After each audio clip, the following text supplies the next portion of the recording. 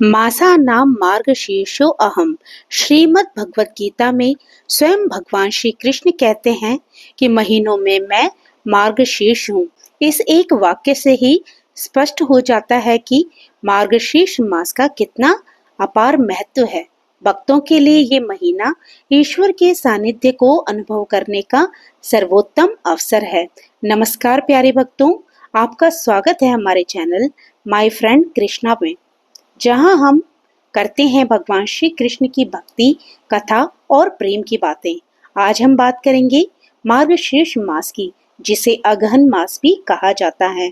ये मास आरंभ होता है 6 नवंबर 2025 से और ये समाप्त होगा 4 दिसंबर 2025 को। ये वही समय है जब प्रकृति शांत होती है, सूर्य की किरणें कोमल होती हैं और मन भगवान के ध्यान में सहज उतरने लगता है।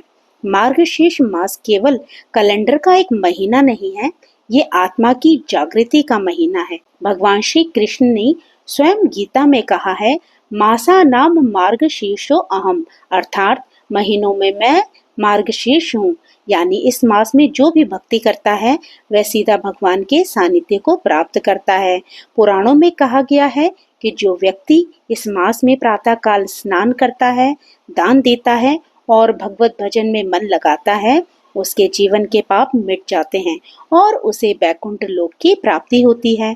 इस मास को कर्म शुद्धि का मास भी कहा जाता है, क्योंकि ये आत्मा को, तन, मन और विचारों को निर्मल करने का समय है। चलिए भक्तों, अब हम आपको बताते हैं कि इस मास में आपको क्या काम करने चाहिए, कौन से शुभ कर्म ऐसे हैं जो आपको इस मास में अवश्य ही करने चाहिए।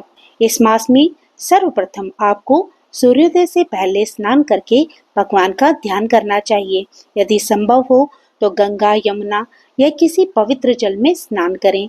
अगर संभव न हो पाए तो घर के जल में ही गंगा जल मिलाकर आप स्नान कर सकते हैं। घर में लड्डू गोपाल को स्नान कराएं, तुलसी जी को दीपक दिखाएं और उनके चारों ओर परिक्रमा करें।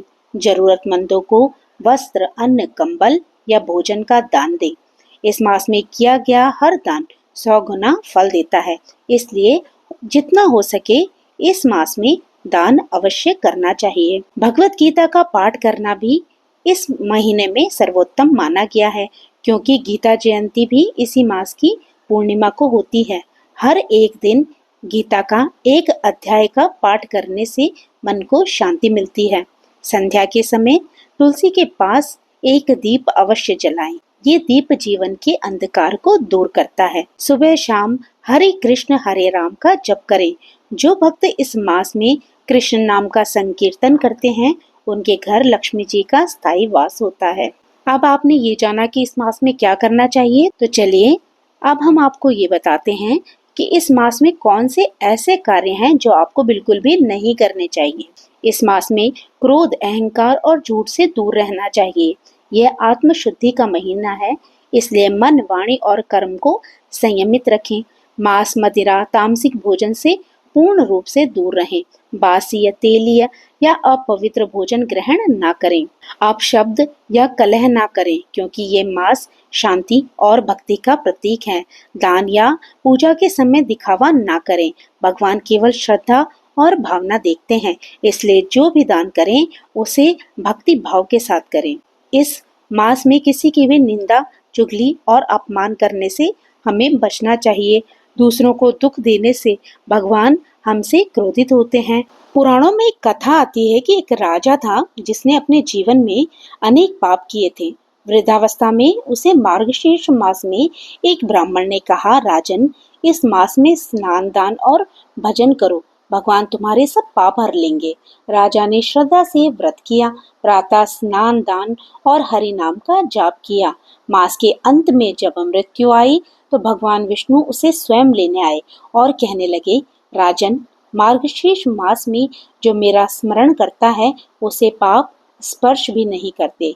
यही है इस मास की शक्ति, जहाँ भगवान स्वयं अपने भक्त के रक्षक बन जाते हैं। इस मास में कई पुण्य तिथियां भी आती हैं, जैसे कि उत्पन्ना एकादशी, जहाँ विष्णु भगवान की उपासना होती है। गीता जयंती, जब श्री कृष्ण ने अर्जुन को उपदेश दिया। मार्गशीर्ष पूर्णिमा, दान, पुण्य और दीपदान का सबसे शुभ दिन। इन तिथियों पर यदि आप भक्ति भाव से पूजा करें तो भगवान स्वयं कृपा बरसाते हैं। यदि आप चाहते हैं कि आपके घर में सदा श्री कृष्ण की कृपा और लक्ष्मी जी का वास बना रहे तो हर दिन तुलसी के पास दीप जलाएं और प्रेम से कहें, हे गोविंद, हे माधव, मेरे मन को भक्ति का प्रकाश दो। देखिए जीवन में कैसे शांति उतरने लगती है। तो भक्तों, अंत में मैं आपसे यही कहूंगी कि मार्गशीर्ष मास केवल एक धार्मिक पर्व नहीं, ये आत्मा का उत्सव है। भक्ति, शुद्धि और समर्पण का समय। इस मास में यदि हम अपने विचारों को ईश्वर की ओर मोड़ दें तो न केवल मन पवित्र होता है बल्कि हमारा जीवन भी धन्य हो जाता है। मासानां मार्गशीर्षो अहम, भगवान स्वयं इस मास में प्रकट हैं, इसलिए हर दिन प्रेम से उनका नाम लो। हरे कृष्ण कृष्ण कृष्ण हरे हरे, हरे राम राम राम हरे हरे।